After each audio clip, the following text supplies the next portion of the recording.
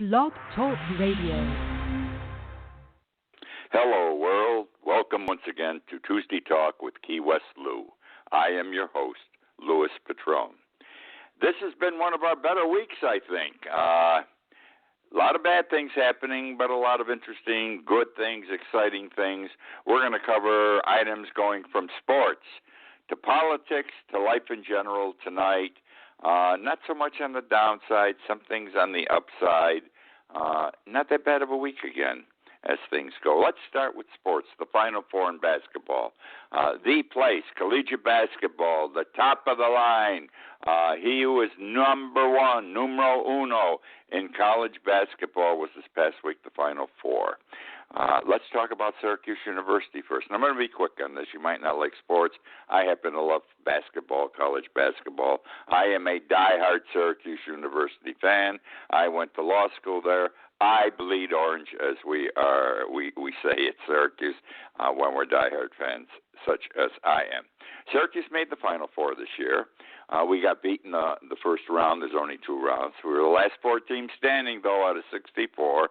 North Carolina killed us before they went on to play Villanova last night. I'm excited, though, that Syracuse made it this far, and I was not unhappy with the defeat. The reason being, I have followed college basketball, Syracuse basketball and football closely since the opening of the Carrier Dome in 1981. And Syracuse, in all those, 35 years, 36 years, has only had three bad years, three bad basketball years. A pretty good record. Great coach, Jim Boeheim, knows how to pick talent, knows how to scout, knows how to put the team together, knows how to coach. However, this was one of the bad years. We did not even win 20 games. I did not think we were going to get into the big tournament, the NCAA tournament. I thought we were going to be second-class citizens and end up in the NIT. I was wrong. Syracuse got selected. And I said, even after we got selected, we don't belong there. It's just one of those years we didn't have the quality basketball players. They didn't come together. The kids had quality. They did not come together. Bad year. And I said we didn't belong, and I didn't think we'd go very far.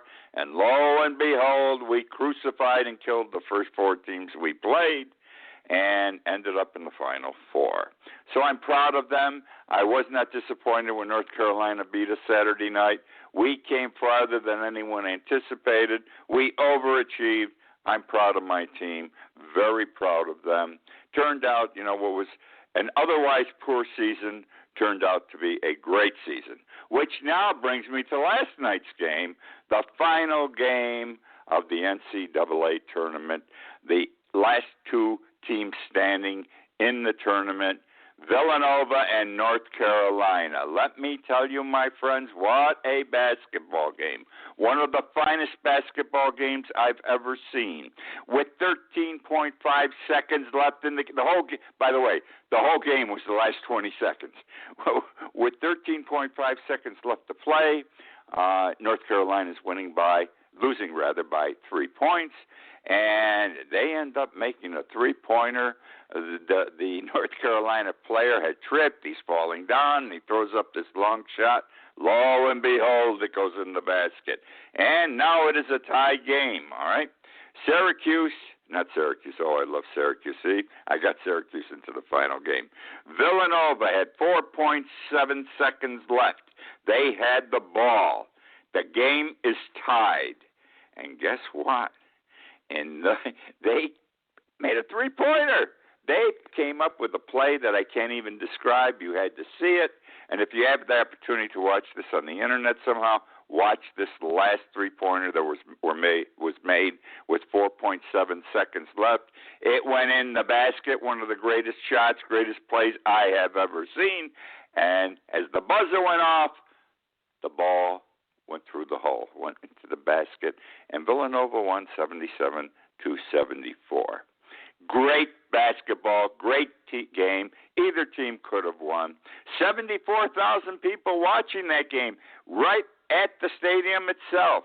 I'm happy for Jay Wright, their coach. Great coach, been around a long time, deserves to have a Final Four team and a winner. And also the Big East. Syracuse was in the Big East until 2 years ago. and now we're in the ACC. But I'm sorry we left the Big East. It was wonderful basketball there. And this shows that the Big East is still a strong conference and can play with the big guys. So much for basketball last night and over the weekend. Now I'm going to talk to you about a very sad thing. Two things back-to-back that were said. Interestingly, both involve the state of Texas. I can recall when abortion was first an issue. I'm going back the 60s, the 70s, the 80s, and, it was a big issue. When does life begin? Well, I was one of the people that thought life began at the moment of conception, in the womb of the mother when the egg and the semen, the little guys met, okay? And that's life. So now if we permit abortion, then that's murder. However, and what bothered me very much about the issue at the time was that if we're going to permit the murder, the killing of the young, the unborn today, well, tomorrow we're going to permit the killing of the older people, the elderly. And when that comes around, I'm going to be one of the elderly. And as it turns out, I am one of the elderly. I'm 80 years old. And let me give you an example of what's going on now. Over money, seniors are being permitted to die a day or two before they should. Now, I think you're entitled to every second of every day that you can stay alive. You should not go early to save a buck for somebody. And here's what's happening, my friends. We're in Frisco, Texas. Nurses working for hospice were ordered to hasten the death of patients, hospice patients. Now, hospice comes in, great group. They come in 3-4 days, 2 days before somebody's going to die. They put them at ease. They make them rest. They help the family, and so forth. Well, turns out that the Novus Health Core Services, the CEO of that group, and by the way, this whole scenario I'm explaining to you now is under heavy FBI investigation. The company provides, health care services for the terminally ill and elderly patients. Nurses began receiving text messages, directing them to overdose the patients with medication, often morphine, to hasten their deaths. You heard me. Overdose the patients with medication with morphine so they will die earlier than they should. And I quote, "You must need to make this patient go bye-bye," the CEO wrote to the nurses. "You need to make this patient go bye-bye. Find patients who would die within 24 hours and move their death time ahead by overdosing them with morphine." And the overdose of morphine was sometimes 4 times the amount even permitted. It would kill anybody, even a healthy person. Now, why did the CEO want this done? Money, money, money, profit. It's called the aggregator cap. The longer the treatment given to a hospice patient, the longer the hospice patient lives. The longer the treatment, the prolonged treatment, the more expensive it is. It costs more money. And who's paying for this? We got to go back to Obamacare now. I'm a supporter of Obamacare, but there are things in there that suck, that are not right, not healthy, not moral, just not proper. And what it says is, if a person lives too long under your hospice care, more than 2 days, 3 days, I'm not sure what the time limit is, then we're not going to pay you for the extra days, hospice, for the work you're doing. You do it for nothing. And if it goes on even longer than that, then we're going to have a charge back, and you have to pay the money back to the insurance company because you kept them too long. Now, this doesn't sound fair, does it? Somebody's got to die because an insurance company made the decision that you got 2 days or 3 days, then you should be dead. If you're not dead, then hospice doesn't get paid for the next couple of days, and if it goes on beyond that, hospice is going to have to give back money they've already been paid for the first couple of days of caring for that patient. Bad. People are being killed for money, money, money, money. So this is what's going on. And the CEO said, gee, I'm losing money in effect, and I've got to do this in order for people to do it. Fortunately, her people did not do it. They refused to do it. However, those emails that she sent to them with the instructions are now in the hands of the FBI, and it is being investigated. Staying in Texas, I'm now going to Austin, Texas. I've got to tell you something. Sometimes government is stupid and asinine. We know this. And I don't knock government. We need an organized society and so forth. But government is wacky today. And here's a perfect example of how crazy government can be. Remember the lemonade stand you had as a child? I had a lemonade stand a couple of times. There's a little kid down the corner from me here in Key West. He's got a lemonade stand out there every weekend, a little box. He's got a pitcher of lemonade, some paper cups, and he waves as you go by, and he's got a sign, lemonade for sale. Well, here's how it works in Austin, Texas. They consider a kid's lemonade stand, you know what I'm talking about, as a temporary food service. And as a temporary food service, there are guidelines, legal guidelines imposed by the Common Council City Commission of Austin, Texas. Okay? And it's strange because what they do to these kids, they're burdening them. These are kids selling lemonade for a nickel, okay? And this is an example of what's going on that's too much government. This is a perfect example of too much government because Austin says all foods must be obtained from an approved source. Potable water for cleaning and sanitizing must be used. This is the Nikola Glass lemonade stand. 3 containers for cleaning must be there. Sanitation solution, chlorine, levels between 50 and 100 ppm. And a gravity-type water dispenser for hand washing. And onward and onward and onward. Would you believe this? The little kid with the stand selling lemonade, this is the burden that's been imposed on him for the last 2 years. Now, they must also have a license, these kids. $425 for the license. Plus, they need a temporary food permit because lemonade's considered a food under Austin local laws, and that costs $35. Now comes May 7th. Did you know that May 7th is National Lemonade Day? I didn't know this, but May 7th is National Lemonade Day. And the city fathers in Austin said, well, because it's National Lemonade Day, the rules we have, the laws we passed, will not apply to the kids, the children's lemonade stand.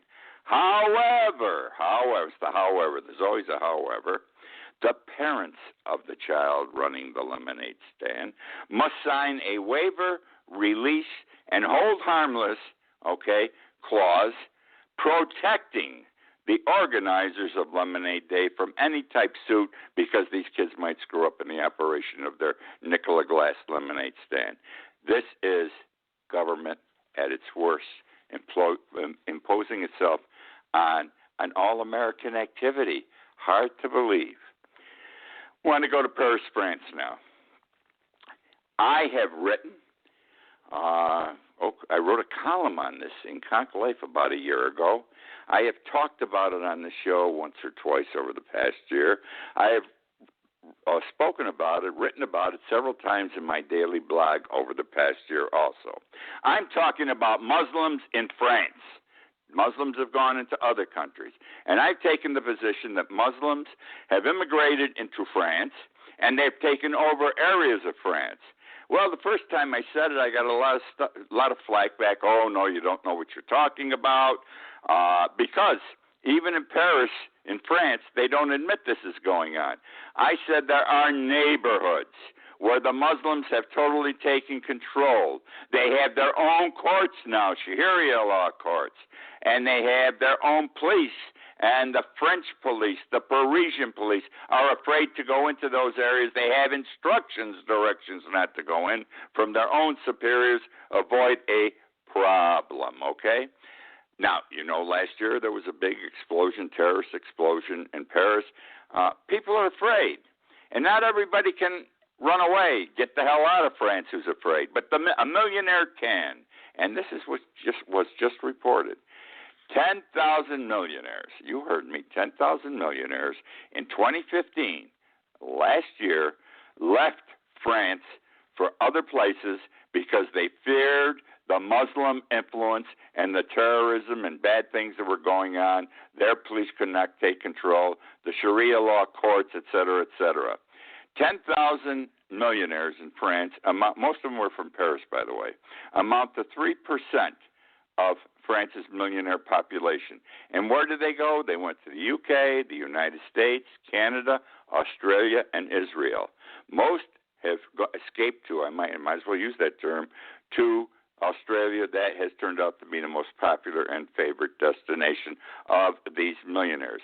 Again, the cause is the tensions between the French police and the Muslims in certain neighborhoods. We are not hearing enough about it. We're not hearing about it on our media, okay? We don't get it here in the United States, and I don't know why. But this is what's happening, and the people with the dough are the first ones that are packing up and getting the hell out of France. Let me go now to GMOs. I've written about this. I've talked about this for well over a year, at least 2 years. Genetically modified organisms. We know that foods are being grown, animals are being fed, and they're using genetically modified organisms to do this. Chemicals, treatments that'll make things grow faster and cheaper, need less water, etc., less feed for the cows, what have you. Well, what's happening is this. People are aware in this country, all over the world people are aware, that foods with GMOs could very well be bad for you. No one knows if they're going to kill you 5 years from now or 10 years from now, or kids are going to be born with half an arm missing. Don't laugh. This is what happens with these things. And so people are saying, I don't want to buy products containing GMOs. Well, let me tell you what's going on in the United States right now. The Republicans, I can't say the Democrats in this case, it's the Republicans in Congress are pushing a bill to prohibit, to ban the states and companies who manufacture food products from putting on their product the label GMOs.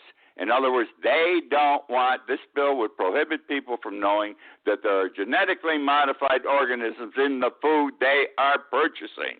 And people say, we have a right to know if there's bad stuff in the food that might hurt me or my family. At the same time that our government is trying to protect the Monsantos and everybody else of this world that are growing this crap, General Mills announced about 2 or 3 months ago that they were going to label all their food, I think it starts August 1st, to contain GMOs. It will be on their label. They are doing this of their own volition. And I thought, and I complimented them, this is a great step forward for a company that manufactures foodstuffs as General Mills. It was announced this week that Mars and Kellogg's are also joining General Mills and have said we are voluntarily going to label our food products to let the public know that they contain GMOs. Vermont has passed a law, I talked about this several months ago, mandating GMO labeling. The battle's going on. That's all I want to share with you. The battle's going on. Representatives in Congress are against the people of the United States because they don't want anybody to know if there's GMOs in what they're eating by trying to get this bill passed in Congress. And yet the good guys, there are good guys out there. There are good guys, General Mills, Mars, Kellogg's, the state of Vermont, who are saying, no, the people have a right to know. This is a health issue, a comfort issue. The battle goes on, my friends, but that is what is happening. My column this week in Conk Life, and this column comes out Wednesday, it is the Stands Wednesday, is When Education Fails, a Nation Fails. When education fails, a nation fails. And basically, the thrust of my column is, we're going downhill, folks. Our education system sucks. And if we don't turn out smart students, it's going to affect us as a nation economically and socially down the road. It already is. It already is. Do you know that right now the United States ranks 29th out of 55 industrialized nations in math, science, and reading? Would you believe that? We are competing globally with the rest of the world. We rank 29th. 29th. And I approach this issue through high school and through college. High school dropouts is a measure of how our academic system is going at the lower level. 1.2 million students a year are dropping out of high school. 1.2 million. That's an average of 7,000 a day in the United States. Now, Bush 2 came up with No Child Left Behind. Now we have Common Core. I will tell you, and I wrote this in my column that's coming out, both programs sucked. They are doing more to hurt the American educational system than help it. I've also pointed out, and everyone should be aware of this, that every time we have a Republican president or Republican Congress, they want to get rid of the Department of Education. They no longer want that department as part of the president's cabinet. And why? They want to free up the money. Then they can spend the money. Congress can allocate that money for other things that are more important to them, like wars. I'm not being facetious. Think about it, like wars. And they say, well, let the states take care of education. It's a local issue. The problem, my friends, is the states don't have enough money to take care of the educational programs that are required to turn out a first-class graduate. So we've got a problem there. Now, getting to college, I'm just going over some of the things in this column that are interesting. It used to take 4 years to get a bachelor's degree. Now 37% of our college graduates take 6 years to graduate. It's not a money issue. It's a laziness issue. They say, why take 5 or 6 credit courses a semester? I can take 3 or 4. It's easier, so it takes me a couple of extra years. 6 years, 37% of the kids to get a bachelor's degree. There is an interesting article this past weekend. I didn't know this was going to come out, this article. I wish I'd waited a week longer before I wrote my column.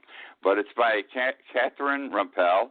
She's a Washington Post columnist, and she wrote United States College GPA Arms Race. U.S. College GPA Arms Race. And what did she say basically? We're turning out mediocre students today, but these students that are mediocre are getting superlative grades. Do you know, and I said this is in my column. This is in my column. Our colleges are giving out A's like there's no tomorrow. Whereas in 1940, 15% of college students got A's. Now, in 2013, 45% are getting A's. And why are they getting the A's?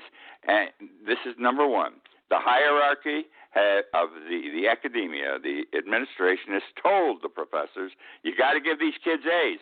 Their parents and or the students themselves are spending a lot of money to go to college. They've got to get something for their money. And if they're not going to get A's, not as many are going to come or stay. The other thing is, now under law, we have an evaluation system in our colleges where the students evaluate their teachers. What student's going to give his teacher a good grade, a good evaluation, if he got a C instead of an A? All right? This is what's going on in your colleges today. So that these kids, when your kids come home and say, Ma, I got all A's this semester, it's a crock. They got all C's under a proper standard of evaluation. Okay, so that's what's going on there. And all I'm saying to you is we are falling behind. And in 20 years, we're going to be way behind. You know, we think we're number one in the world. We aren't number one. I sound like Donald Trump now, and I don't mean to, because I think he's a disaster. But what's happening is we're not number one, and we're not going to be number one down the road, because the other countries are turning out graduates who have smarts, and our graduates don't have the smarts necessary. Who's going to be the next one in this country, you know, to put together a Facebook or something like that? It just, we don't have these kids anymore. We don't have them because they're not getting the proper educational training. Which brings me now to a new law in New York City they're working on. Would you believe this is a problem in New York? This is shocking, okay? New York City is coming up with a new law, okay, because taxi drivers and hired car drivers are making sexual comments to their female passengers, and not only sexual comments, this is what blows me out, ejaculating on them. They are ejaculating on the female passengers. And this has become a real problem in New York City. A cab driver ejaculating on a female passenger. In 2014, they had 15,000 such complaints, sexual comments on ejaculations, gone up to 21,000 last year. That's a 6,000 rise in 1 year. And ejaculations, again, are part of that increase. They're saying, the city's going to say, we're going to fine these drivers, these cab drivers, $1,000. I'm saying throw them in jail. They do something like that. What the hell's going on? We don't even have the proper mentality as to how to punish. Excuse me. Want to go to Saudi Arabia and homosexuals. We know the Saudis don't like anything that's, well, from their perspective, slightly wrong. They're our friends. Remember, the Saudis are our friends, Saudi Arabia. It is thought that they helped finance 9/11. We know that 17 of the 21 terrorists who blew up the Twin Towers were citizens of Saudi Arabia.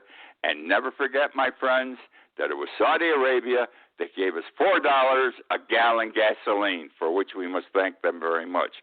Well, now they're getting upset with homosexuality, more so than normal, because they're saying Facebook and social media are spiking the homosexual rate in Saudi Arabia.